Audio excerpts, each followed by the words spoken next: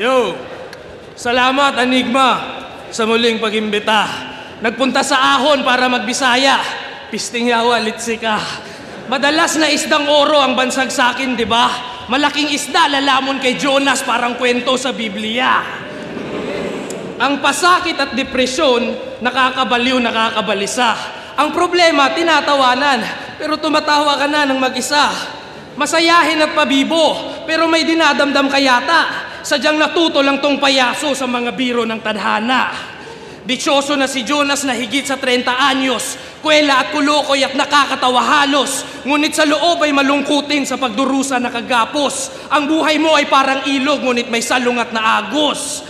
May tinatawag to na old god.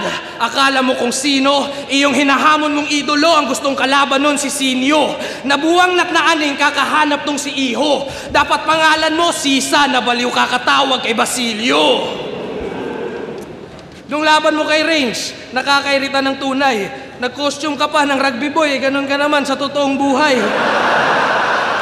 Ika nga squatter, dugyutin ka daw boy, parang simoy sa baybayin sa sobrang alat ng amoy.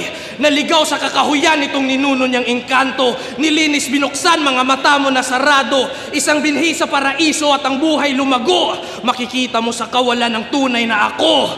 Mahinang komedyante, nagpapatawang kwanggol, ninja rin mo patay ninjo, wadya mo, jawa katol. I-explica si Jonas kung gaano katukmol, babad yung J sa salita ko na parang taga-Bohol.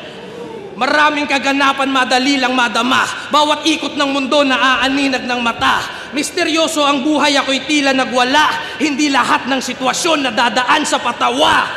Pagkatao mo'y nasilip, sino ka ba talaga? Ako'y di malilin lang ng mga kwela mong dala. Nakita ko anino sa imahe nagtaka, isang taong malungkutin ang nasa likod ng payasong maskara.